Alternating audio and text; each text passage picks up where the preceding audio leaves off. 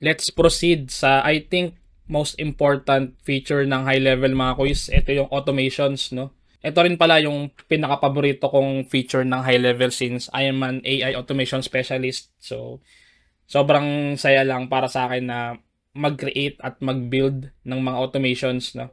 So, dito mo siya makikita, ayan, automation. Automation also known as workflows, mga quiz. So, tingnan natin isa-isa yung mga pwede mong gawin under this module. So, here, dito sa main page ng automations natin, may mga ganito and yan, start with recipe. Yung recipe, ibig sabihin nun, parang template lang siya. So, kung nagmamadali ka, pwede kang gumamit ng mga recipe, no, or template.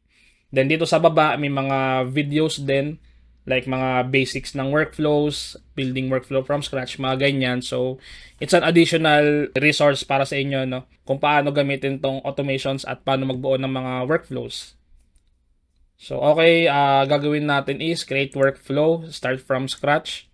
Ayan, bale, ito yung workflow canvas na tinatawag. So, dito mabubuo yung workflows natin. So, tingnan muna natin isa-isa kung anong meron dito. So, obviously, itong workflow name mo, pagka-clinic mo yan, pwede mo nang mabago yan. So, lagay natin my first workflow. Yan. Then, we have the builder. So, ito yon yung pinaka-builder or canvas. Then, sa settings, ayan, meron kang mga additional setting na pwedeng palitan or iset. Andyan yung contact, so allow re-entry, allow sa contact to re-enter once it has left this workflow. If the contact attempts to re-enter while it's still enrolled in this workflow, it will get skipped. So, mamaya i-explain din natin yan kung ano ibig sabihin yan.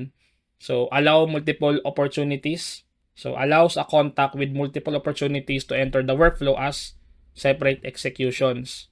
So, ibig sabihin nitong allow re-entry, kasi pagka nagbuo ka ng automate or tumakbo yung automation mo or workflow, meron doon specific na contact, no? Na may sasama yung details niya. Like, let's say, meron kang automation na kapag na-add yung contact doon sa iyong CRM, mag-send ng SMS or email. So, automatic, masasama na yung contact na yun doon sa automation. So, ang ginagawa nitong allow re-entry is, in case na meron kang i-update or something, so, pwede ulit siyang mag-run and i-process yung contact na yon na na-process na nung mga nakaraan, no? So, ayun yung re-entry contact. Same with allow multiple opportunities. Di ba kanina na-discuss natin yung opportunities? So, magiging opportunity yung mga contact kapag meron ng mga value or let's say, may possibility na siyang ma-convert into customer.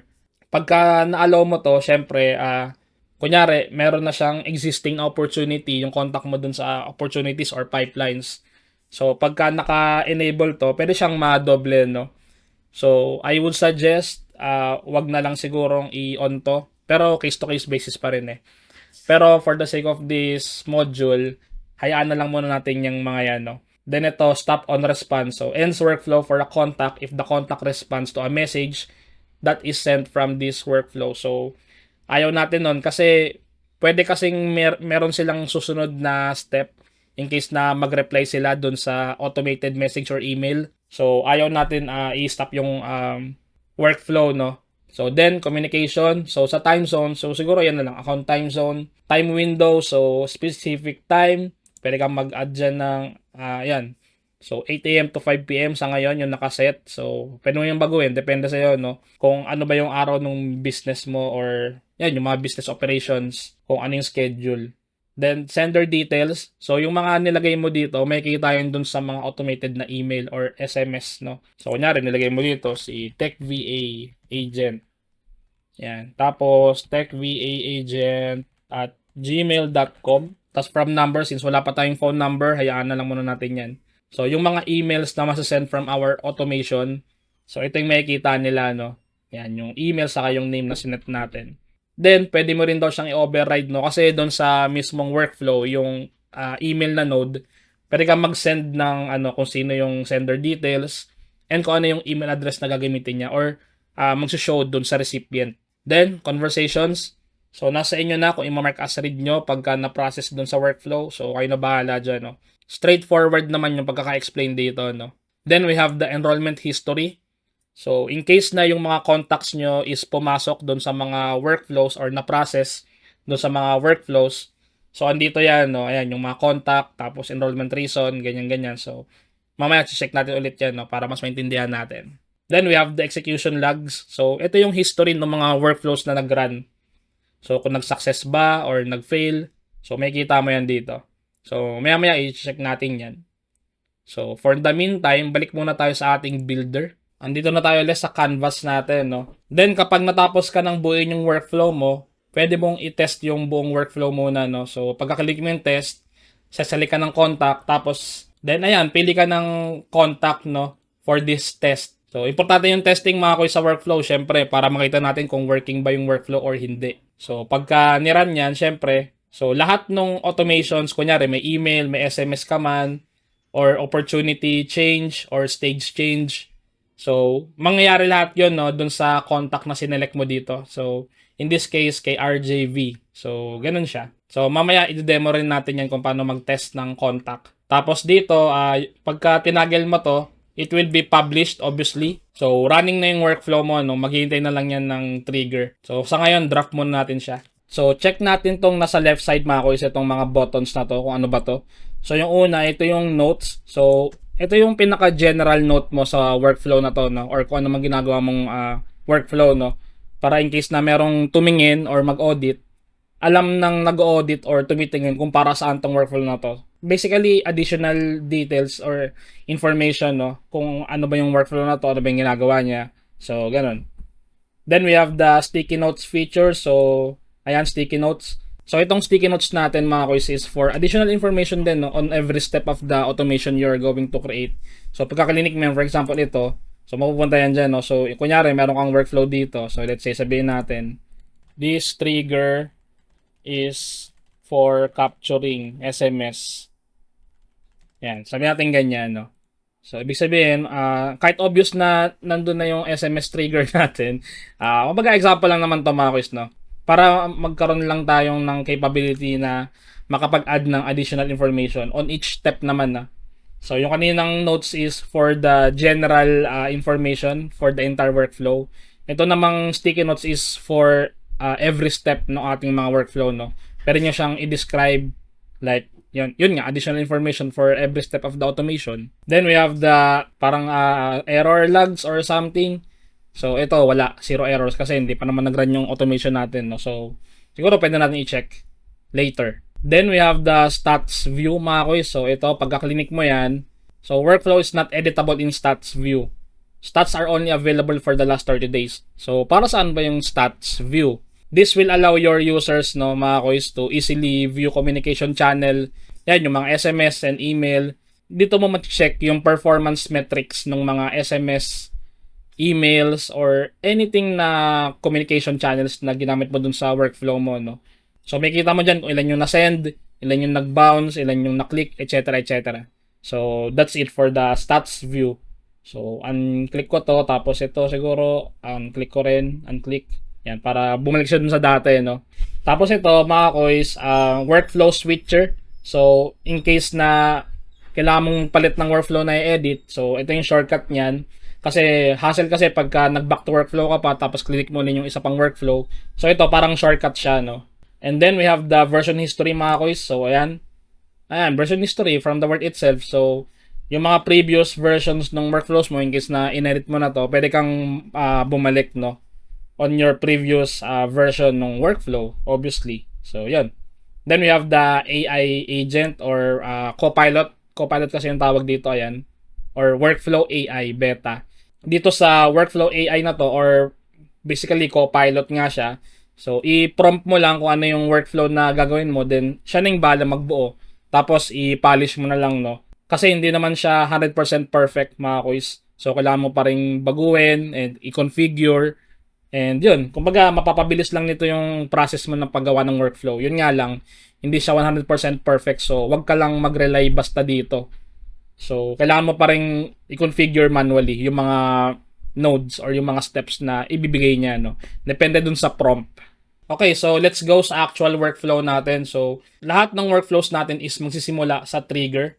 So, ito yung starting point. So, ano ba yung trigger, mga kuys? So, sabihin natin ganito, pagka magbubukas ka ng ilaw sa kusina or sa banyo, di ba? kailangan mo munang buksan yung ilaw para gumana siya. So, ang trigger nung action na yun is kailangan mong pindutin yung switch ng ilaw para magbukas yung ilaw. So, that's how trigger works, no? So, kailangan ng trigger para gumana yung automation natin. Ano ba yung magpapatakbo sa kanya? So, that's the purpose of the trigger. So, meron tayong iba-ibang triggers mga kuisa. So, click natin to. Ayan, so meron tayong trigger for contacts yan. Pagka birthday reminder, contact change, created, DND, contact tag, ayan, note added, note change. So marami, meron din events. We have the webhook, scheduler, call details, email events, customer replied, and all that. Then meron din tayong trigger for appointments. So appointment status, customer book appointment, saka service booking. We have the opportunities, affiliate, courses, payments, Shopify, IVR, and Facebook. Tapos, communities din, certificates, communications, and Google Ads. So, ito yung built-in triggers ng high level, no? Pero, pwede rin maging trigger yung mga apps natin na nakakonect dito. So, for example, sa Airtable. So, pag sinet natin yan, kunyari, so kasi ngayon, wala tayong Airtable integration sa ngayon. So, pag kinonect nyo to, tapos merong record na na-add dun sa Airtable nyo, magra-run tong workflow na to, no? Since ayun yung trigger na nilagay mo. So, siguro let's go muna sa mga basic triggers. So, kunyari, itong contact. So, let's say, contact created. Yan. So, save. So, yung contact created, yung trigger natin dito sa workflow na yon. So, every time mag-create ka ng contact dun sa CRM nyo or yung under contacts, magte-trigger tong automation na to since ayun yung nakaset, no? And then sa triggers, pwede ka pang mag-add ng mga certain filters. So, kunyari, mag-add ka ng filter na, let's say, yung tags. Yan, hashtag. Tapos, select equals to. So, yan, di ba, may mga tags tayo. So, follow up. Yan. So, save. Ang mangyayari dito ngayon is, yung mga contacts na create with the tag follow up, magra-run tong workflow na to, no, pag merong nangyaring ganong event. So, yan, one example. Tapos, meron pa dito iba't ibang filters. So, you can see, ayan, email, phone. So, let's say yung email. Kunyari, equals. So, kunyari, yung email nung contact mo is techba@gmail.com. So, pagka nag-add ka ng contact, tapos meron kang specific email na nilagay dito, yun lang yung makakapag-run ng workflow na to. Since na-meet niya yung condition, di ba? Ganun siya nag-work, no? So again mga kuys, the trigger will be your starting point sa mga workflows. And marami siyang klase, hindi lang siya contact created. So pagka clinic may add trigger, so pwede kang pumili dito, no? Kung ano yung kailangan mong gawin, no? So for example, ayaw mo ng contact created, pwede mong gawin dito contact change or updated. So every time if a contact is updated, yung mga details nila, mag-run tong workflow na to in case na ito yung sinet nyo. So, sana malinaw yung purpose ng triggers natin. So, again, that will be the starting point of your workflows. And dito, as far as I know, pwede kang mag-add up to 15 triggers, no, sa isang workflow. Pero kasi pagka sinagad mo yung 15 na triggers na yun, sobrang dami na, di ba? So, I would suggest, yung triggers natin siguro, 1 to 2 lang, mga ganyan. So, okay na yun. Next would be yung actual action after the trigger. So, click mo yung add. So, let's say, siguro palitan muna natin to. Yan. Save. So, siguro gawin natin mga kuys, i-automate natin yung pag-add ng tag if the contact is created. So, ginawa ko kanina, tinanggal ko yung filter for this. So, close ko yan. Tapos, add tayo ng step. So, trigger is contact created. Add contact tag tayo. Tapos, i-add natin yung follow-up. So, yung mangyayari sa automation na to, mga kuys, or workflow, so, once the contact is created, a tag will be automatically added, no? Which is yon yung follow-up. So, mangyayari dyan, mga kuys, pagka pinablish mo yan, ganyan, tapos save, lahat ng contact na i-add natin, mag-add na siya ng tag na, na follow-up. So, ayun. So, siguro, pagganahin muna natin to. So, balik ako dito sa aking high level. So, paste ko lang yan para mapunta ko sa homepage. So, try nating mag-add ng contact, mga kuys. So, switch tayo. Tapos, TechVA, contacts. So, mag-add ako ng panibagong contact. Yan, first name. So, RJ test contact rj testcontact@gmail.com. So, phone, wala na. Time zone. So, save. Contact has been created. So, dapat, magkakaroon na siya ng tag, no? So, tingnan naman natin kung working. Ayun. So, pumasok siya dun sa follow-up. So, tingnan natin yung automation na tab. So, ayun, di ba? Pumasok siya dito sa workflow natin. My first workflow since na-meet niya yung trigger natin, no? Contact created. Punta tayo sa enrollment history, mga kois. Ayan. So, yung enrollment history again, kung sino yung mga contacts na na-add dito sa workflow, dyan siya lalabas. So, ito yung contact name, contact created, date, current action, add tag, tapos current status is finished since natapos na. Next execution, so wala naman kaya siya not available. Actions natin, view execution history, saka si contact execution path. So, tingnan natin yung contact execution path. And mapunta ka sa execution logs. So, ayan. That's how the workflow work, no? Dito sa ating contact na na-add. Siyempre, pagka sobrang dami na yan, edi marami rin yung ilalagay dyan. Pero kasi dito, mga kois, dalawa lang naman yung step natin. So, kaya ganyan lang siya, no? So, puro tayo sa execution logs. Ayan, di ba? So, kumbaga yung step by step na nangyari dito sa contact na to, lalabas siya dito. So, una muna, in-add natin to workflow since nag-create tayo ng contact. Then, nag-add tayo ng tag. Then, tinanggal niya na sa workflow since tapos na yung workflow, no? So, ayun. Ganun siya. And yung mga automations natin is consist of trigger and steps or action. So, in this case, we have the trigger. Tapos, ito yung action natin is add tag. So, hindi lang ito yung action na pwede nyong gawin. So, marami pa. So, pagka-click mo yung plus, so, meron pa dyan, create contact, remove contact, assign to user. So, remove assigned user, enable, disable, DND, add to notes, copy contact. So, sobrang dami pa, no? And kung gusto niyo naman, may mga apps din. Ayan, sobrang dami ng integration sa mga kois. Sa sa high level, meron na silang Airtable, Basecamp, ClickUp, Google Contacts, Notion, saka Typeform. So, sa ngayon, ayan pa lang yung mga integrated na apps sa high level. Pero okay na yan, no? At least, nandyan na sila. Hindi ka na gagamit ng mga APIs or something. So, siguro isa-isay natin yung mga nodes dito. So, ito yung mga basic na nodes. So, create contact, find contact, mga ganyan-ganyan. So, straightforward naman tong mga to, no? Hindi na tayo mag-deep dive. So, siguro mag-deep dive tayo dito sa yung mga advanced. Ayan, webhook, custom webhook, tapos if else, wait, goal event, split, update, go to, date, time, number formatter, math operation, add to workflow, array functions, drip, yan. So, external AI models, meron din. Workflow AI, meron din. Then, sa Eliza, ay yung AI agent nila. So, tapos appointments, opportunities, yan. Mga basic na lang yan. Okay, so let's go dito sa ating mga internal na mga steps, no? So, let's go with if-else, mga quiz. So, try natin. So, yung if-else is ginagamit to pagka meron kang condition na isa-set up. So, bali mangyari dyan, magiging dual paths kasi yan eh. So, save ko lang to. Ay, wait lang. Ayan, contact details. So, is not empty. Tapos, save. So, ganyan siya, no? So, meron siyang certain condition na kapag na-meet yung condition na to, so let's say, last appointment, dun sa contact, So, lahat to is connected dun sa contact na in-add natin, no? Or yung trigger action nyo, kung ano man yan. So, ayun yung titingnan niya. So, last appointment is not empty. Pagka na-meet niya tong condition na to, if yung last appointment is not empty, papasok siya dito sa branch na to, which is true. Yan.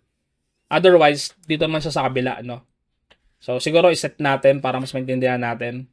So, dito sa first name, let's say, first name contains RJ. May natin, RJ. So, example, ano lang yan mga kuis, Example condition lang to.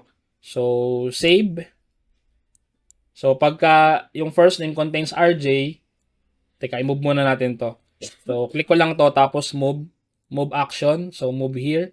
So, kasi hindi mo siya pwede i-drag eh. So, if first name contains RJ, gagawin niya yung next step, no? Since na-meet niya yung condition. Otherwise, wala siyang gagawin since wala naman tayong nilagay dito. So, ayun. Ganun lang siya gumagana. So siguro maglagay tayo ng medyo may sense na ano rito, na filter. If phone, yan, kunyari, is empty. So, kunyari, wala siyang binigay na phone. So, save. So, siguro i-move natin to. Balik natin sa taas. Move action sa taas. So, condition natin dito is if phone is empty. So, gagawin niya, mag-send siya ng email. Email. Yan, send mail. Action email from name. So, again, di ba, nag-set tayo kanina sa settings ng from name na kung ano yung display. So, pwede nating i-overwrite yan. So, ayan, sabi dito, if from name and from email fields are empty, then email will be sent using the default values, which is yung kaninang sinet natin sa settings. So, siguro din natin lalagyan yan. Tapos, subject. So, siguro phone number missing. Tapos, dito sa message, pwede tayong magpa-write sa AI. So, select tone, formal, send a reminder that the customer didn't provide phone number. Tapos, generate email. Yan. So, use email and use subject. Ayan. So, ayan. Tapos, andyan na yung mga parameters niya, no? So, itong mga to, mga quiz, is mga variables yan or field names na kapag sinend mo yan, let's say kung ano yung full name na nakasave doon sa contact, ayun yung magiging value nito, no? So, ganun siya. Same with the others. So, your name, position, your company. So, yan. Tapos, test email. So, pwede kang mag-send ng test email. So, kung gusto mong i-test, ilagay mo yung totoong email mo dito. Tapos, send test email para makita mo kung ano itsura talaga nito in actual, no? So, ako hindi na siguro. So, save. So, trigger natin is contact created. Mag-add siya ng tag which is need to follow up or follow up. Then, dadaan siya dito sa condition natin. I-check niya kung yung phone is empty. So, kapag phone is empty or hindi pre-provide dun sa contact, mag-send siya ng email. Otherwise, ignore niya lang, no? Wala siyang gagawin. Siguro maglagay tayo ng ano rito, ng another contact tag. Add contact tag. So, tapos siguro maglagay tayo ng bagong tag. As valid phone. Ayan. Sabihin natin ganyan na lang. So, save.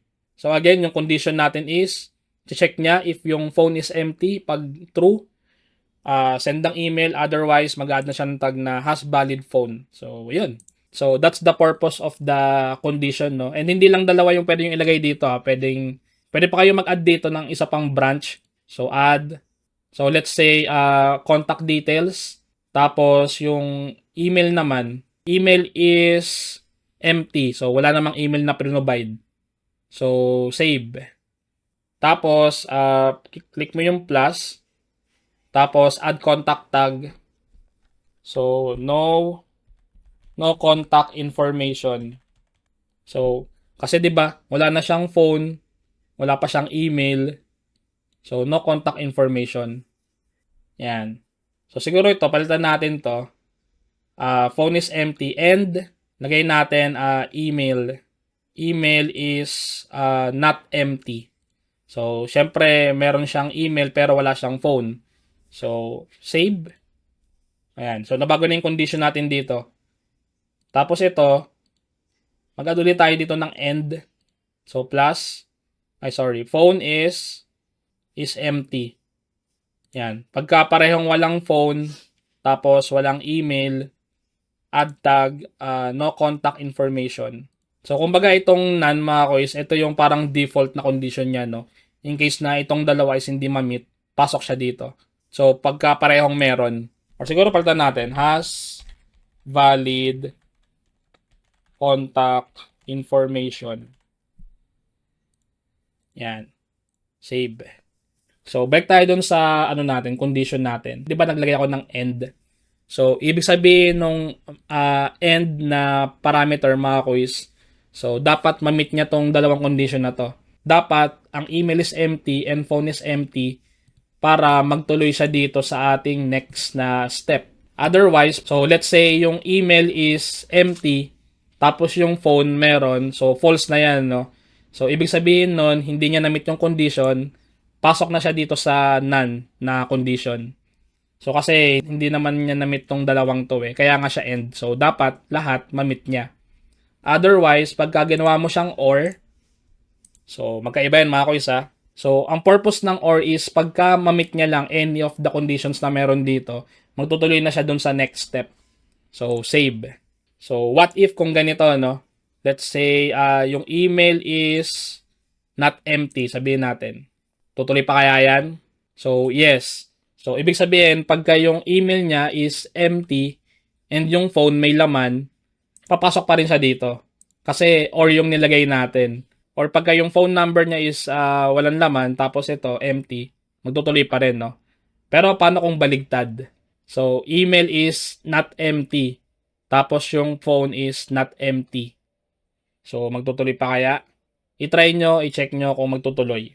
So, that's the purpose of end and or dun sa if branch natin, no, mga kuys.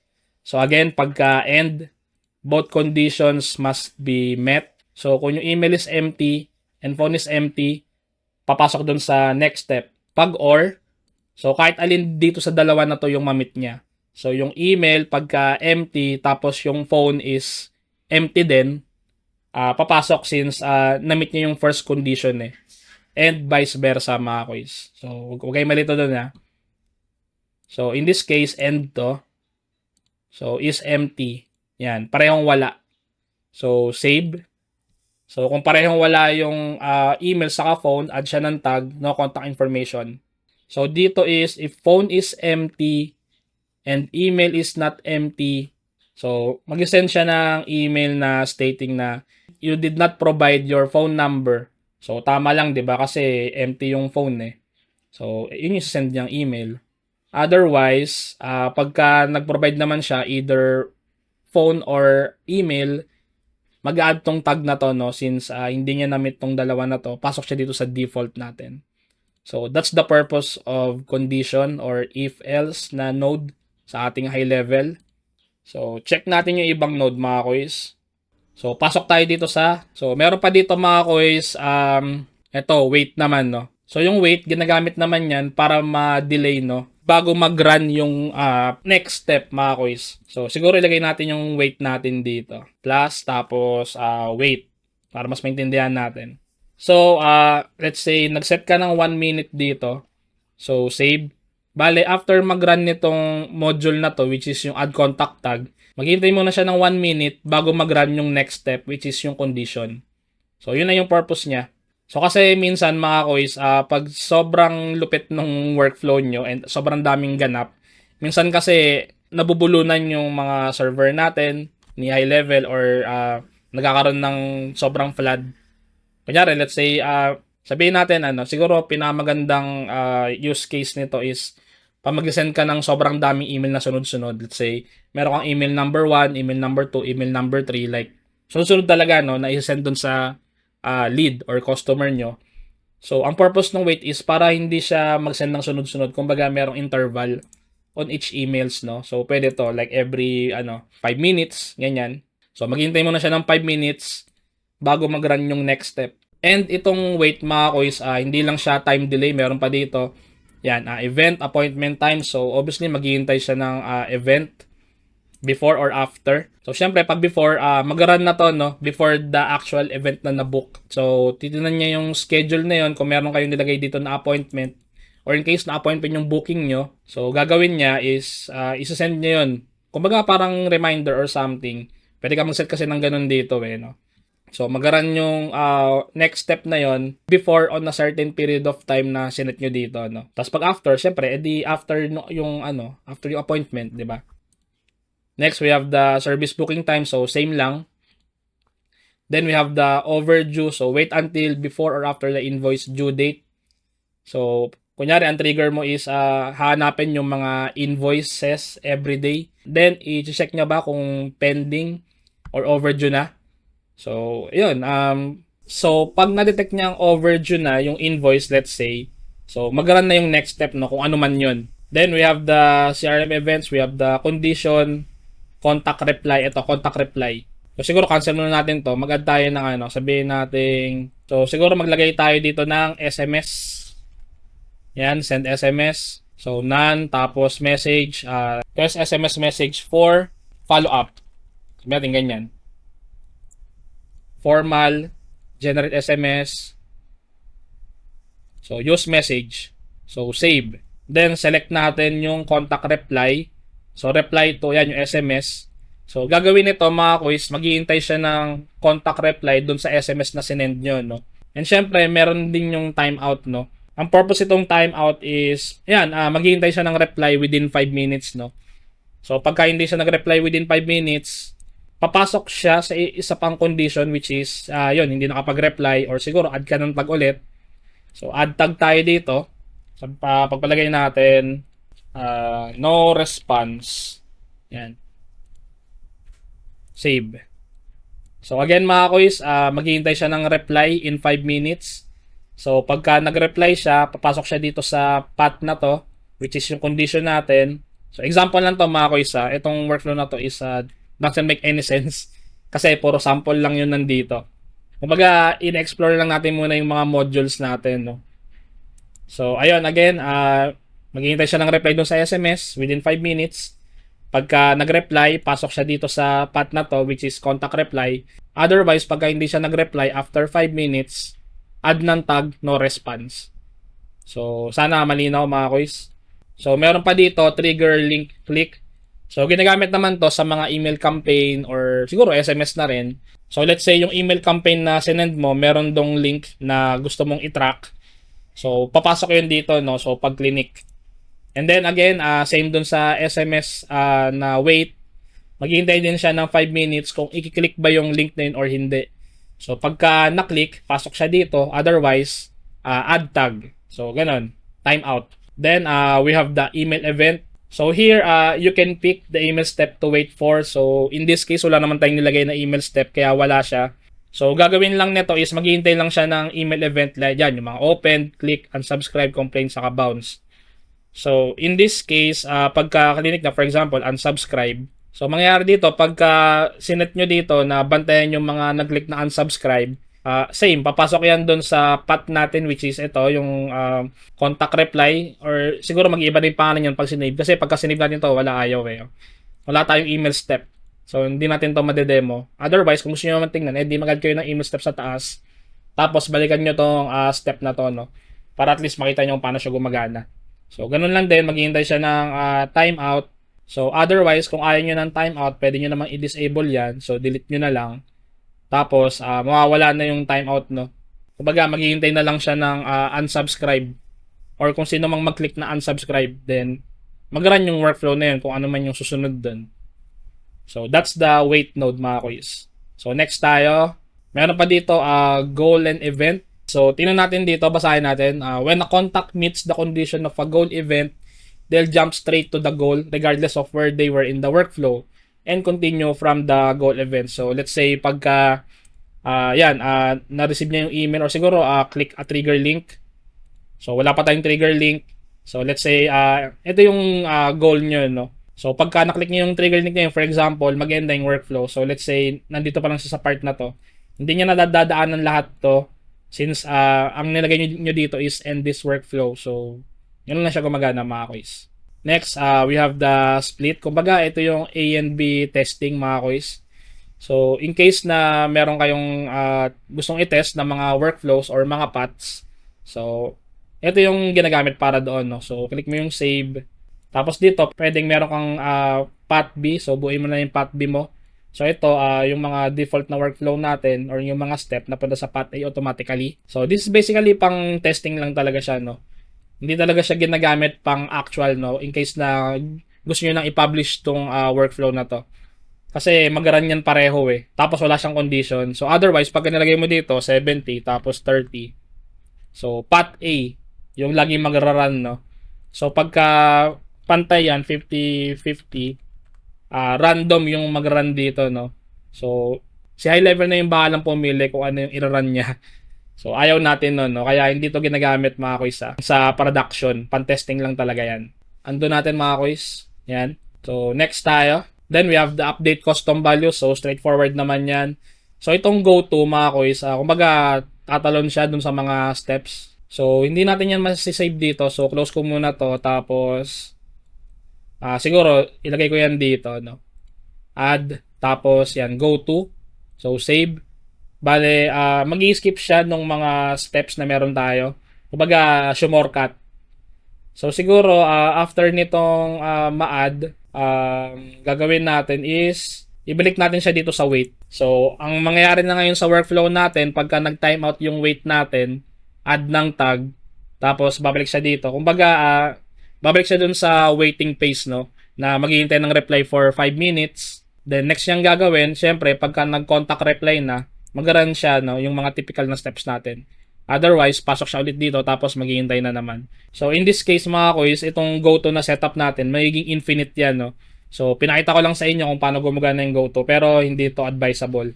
Kasi paano kung ayaw na, no? Or hindi na-click yung unsubscribe, nakalimutan na. So siguro lagyan nyo ng limit or something, pero in this case, pinapakita ko lang sa inyo mga kuys kung paano gumagana yung go-to. So delete na natin to mga kuys. Delete. So next tayo. We have the date time formatter. So, straightforward lang din naman to. So, action type, format date, tapos field, current date, ayan, yung mga date, month, year, tapos to format.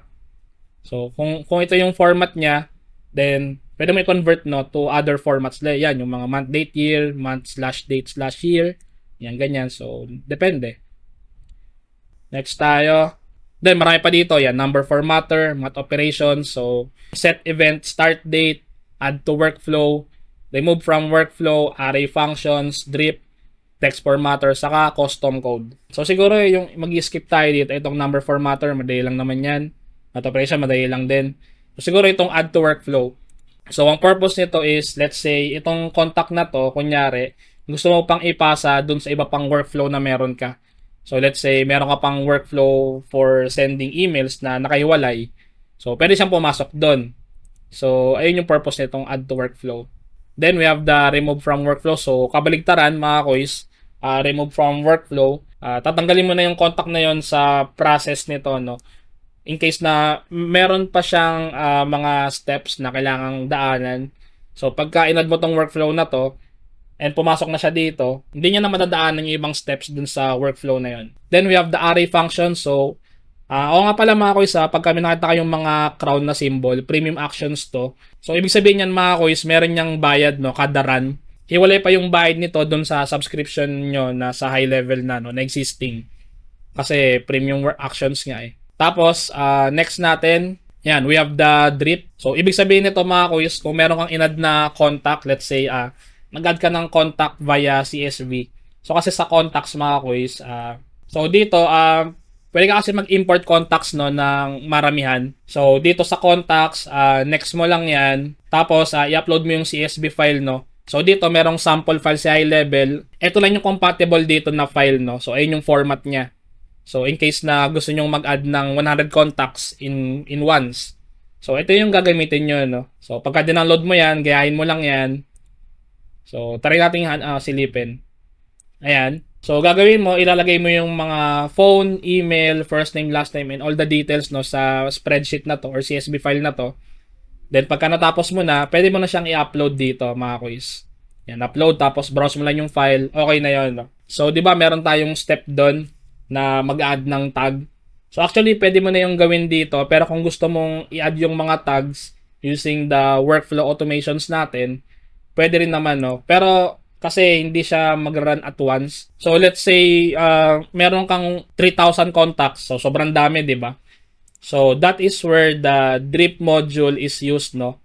So ipaprocess niya by batch, tapos merong interval na let's say every 5 minutes. Let's say 500 contacts yung i-process mo every 5 minutes. Kasi mangyayari diyan pagka sobrang dami na, so baka more than 5,000 pa. Kasi maglag yung system ni high level and possible magka-error or hindi lahat pa-process. So, kaya nilalagay natin siya ng drip, no? Or interval or by batch. So, let's say meron kang 5,000 contacts. So, pagka in-import mo yan dito, mag-run nyo, no, every 500 itong workflow na to. So, kasi ang trigger natin dito, contact created. And yung pag-import ng contacts is considered as contact created. Kaya mag-run tong workflow na to. And yun nga, para ma-prevent natin yung paglalag or paghang ng system ni high level or kasi baka may limit, kaya ginagamit natin tong drip para ma-process siya by batch. That's how drip works. Tapos ito mga kuys, yung webhook, saka custom webhook, then Google Sheets, another advanced features naman yan, no? So silipin lang natin saglit, no? So yung webhook, ginagamit to for application integration, no?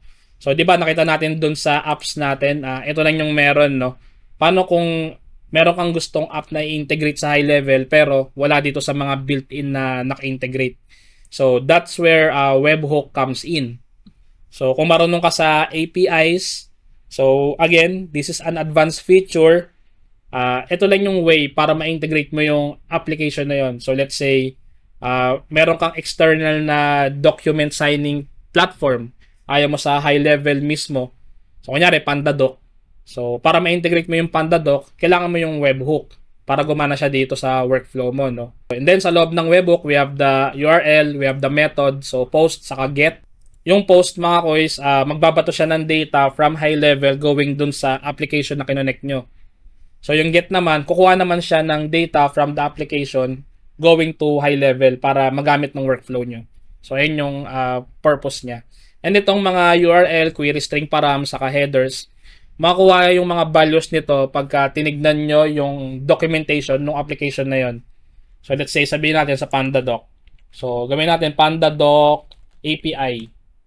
Tapos, ayan, PandaDoc REST API. So, let's say, gusto mong kumuha ng document data. Ayan, list documents. So, as you can see, diba, get. So, ang mangyayari dyan sa workflow mo, in case na gusto mong kunin yung document na yon, yung details, gagawin mo, ikakopy mo tong URL na to, copy. Tapos, pasok ka dun sa, sa webhook mo. Since ito yung nakalagay doon sa documentation, no? Tapos, ang method is get. So, nakalagay get. Hindi sa post, get. So, kaya get yan. Tapos, itong mga query string params, nandito rin yan. Ayan, query params. So, ang kailangan nyo daw is template ID, form ID, folder UI ID, mga ganyan. Contact ID. So, papalagay natin itong template ID. So, gagawin mo, add item ka, tapos template ID. Then, yung template ID na yon, makakuha mo yon sa PandaDoc mismo, no? So, you can double check na lang. So, siguro mag-create tayo ng sample dito. So, let's say ito, yung ID. Yan. Kunyari, ito lang yung template ID natin.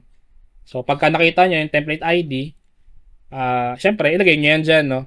Tapos, yung headers naman, may kita nyo yan dito sa documentation. So, ito yung parang playground ni PandaDoc. So, as you can see, yung request nandito, get. Then, URL. So, ito. Ito, saka ito, parehas lang naman yan. Tapos yung header, so ito yan, no? Nakalagay naman 'di ba header. So ito yung i-add nyo doon sa webhook nyo. So meron siyang dalawang headers. So ito yung header 1, authorization. Key. Yan. Tapos yung value niya is ito. API key, tapos yan. So add another item tayo. So para malaman niyo yung key and value, so ganito yan, no? So 'di ba may documentation. So, ang laging nauna dyan, yung key, which is ito. Tapos, ito yung value. So, on this particular header, yung key natin is accept. Tapos, yung value natin is application JSON. So, accept. Yan. Tapos, application JSON. So, ayan. Ganyan lang mag-setup ng webhook, no? Pero, case-to-case basis to, mga quiz. Baka yung ibang application, walang API key, so medyo mahirap yon. Pero mostly naman ng mga applications na popular ngayon, meron ng API documentation and API access. So pagka merong API access, pwede mong i-integrate via webhooks dito sa high level. Otherwise, pagka wala, wala yon, no? Wala tayong magagawa doon. Hindi mo siya ma-automate. So, ayun, that's it for the webhook, mga quiz. Actually, meron tong ibang term, so HTTP request. So, parehas lang yan. Such that sa high level kasi ang tawag doon sa HTTP request is webhook. So baka malito kayo no. Meron kasing trigger na webhook, merong trigger na HTTP request. Itong ginawa natin, HTTP request to. So you can search on that na lang mga quiz. Pero that's how it works, no. And yung mga API keys natin, makuha rin yan mga quiz doon sa application mismo. So siguro doon sa setting, tapos integrations, then yun, API keys. Tapos ayun yung ilagay nyo dito, no. So ito kasi sample lang to doon, kinopy lang natin para ma-demo ko lang kung paano mag-setup ng webhook. And I guess that's it for the workflows, mga quiz or automations. So, kung meron kang naiisip na automation, pwede mong itry. And napaka straightforward lang naman niya, no? Kung okay ka na, next video na.